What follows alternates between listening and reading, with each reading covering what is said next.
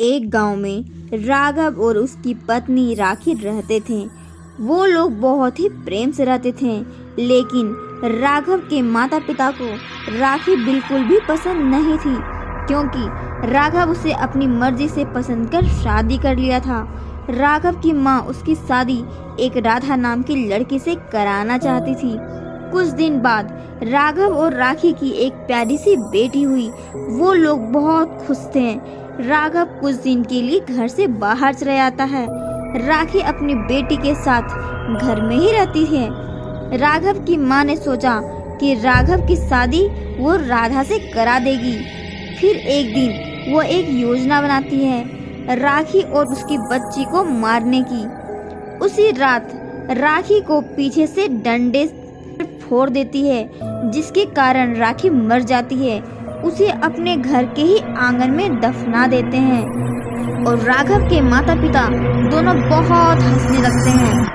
अब राधा उसके घर की बहू बनेगी, ये सोचकर फिर उसकी बेटी गुड़िया बहुत रोने लगती है। राघव के माता पिता सोचते हैं कि ऐसे ही रोएगी तो वो खुद मर जाएगी भूख के मारे, और वो दोनों हंसते हुए घूमने निकल जाते हैं। राखी चुड़ैल बन जाती है और अपनी बच्ची को रोते देख उसके पास जाती है, लेकिन उसे वो छू नहीं पाती और ना ही उसे दूध पिला पाती है। उसके घर में एक टॉमी था। वो टॉमी उसे देख बहुत जोर से भौंकने लगता है। फिर राखी टॉमी से कहती है, टॉमी, मेरी बच्ची भूख के मारे रो रही है, हमारी मदद करो, उसे दूध पिलाना है। फिर टॉमी अपने मुंह से दूध का डब्बा लाता है और वो बच्ची को दूध पिलाने लगता है। गुड़िया दूध पीकर शांत हो जाती है और खेलने लगती है। राखी टॉमी से कहती है, ये इंसान से अच्छे तो जानवर है, मेरी गुड़िया का ध्यान रखना टॉमी। फिर उसके माता पिता घूमकर घर आते हैं और हंसते हुए बोलते हैं, अब राधा को बुलाना ही होगा, राघव और राधा की शादी जो करनी है। कुछ देर बाद राधा घर आती है, लेकिन उस बच्ची को देख बोलती है, क्या मैं इस बच्ची को रखूंगी? बिल्कुल नहीं, मुझे नहीं चाहिए ये बच्ची, मैं इसे मार डालूंगी। ये बात सुन राखी बहुत गुस्सा होती है और बोलती है, अगर मेरी बच्ची को किसी ने छुआ तो मैं उसकी जान ले लूंगी। ऐसा कहकर राखी बच्ची के पास जाती है। उसी समय राघव भी घर आ जाता है।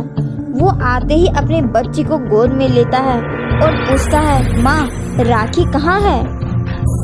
उसकी माँ झूठ बोल देती है कि वो हमारे जेवर चुराकर भाग गई है। राघव को यकीन नहीं होता है। फिर वो उस पिता से पूछता है, क्या पिताजी, माँ सच बोल रही है? फिर उसके पिता बोलते हैं, हाँ राघव बेटा, तुम्हारी माँ सच बोल रही है, तुम्हारी बीबी राखी हमारे घर से सारे गहने चुराकर भाग गई है। उसकी माँ बोलती है, बेटा राखी चली गई, इसलिए तुम राधा से शादी कर लो। राघव साफ मना कर देता है और बोलता है, ये बच्ची ही मेरी दुनिया है, मैं किसी और से शादी कभी नहीं करूँगा। फिर टॉमी राघव के कपड़े को खींचते हुए उस जगह ले आता है जहां उसे दफनाया गया था। राघव सोचने लगता है, टॉमी मुझे इतना खींचकर क्यों ले रहा है? फिर वो पूछता है, टॉमी क्या हुआ, तुम मुझे यहाँ क्यों लाए हो? फिर टॉमी उस जगह को खोदने लगता है।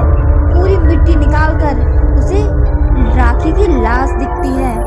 राघव देखकर हैरान हो जाता है और जोर जोर से रोने लगता है और बोलता है, ये सब कैसे हुआ, किसने किया ऐसा? राखी अपना बदला पूरा करने के लिए अपनी सास को ऊपर उठा देती है। उसे पता था कि राखी की आत्मा है और वो उससे माफी मांगने लगती है और बोलती है, राखी मुझे माफ कर दे। राघव के पिता भी अपनी गलती मानने लगते हैं, लेकिन राखी अपनी सास को उठाकर नीचे पटक देती है, जिससे उसकी मौत हो जाती है। राघव के पिता बोलते हैं, मुझे माफ कर दो बेटा। फिर पुलिस आती है और उसे ले जाती है, लेकिन राघव रोने लगता है, मैं कैसे रहूँगा राखी? फिर राखी राघव और अपनी गुड़िया को गले से लगाती है और बोलती है, मुझे मुक्ति मिल गई। तुम दोनों अच्छे से रहना, मेरी गुड़िया का ध्यान रखना। मैं जा रही हूँ।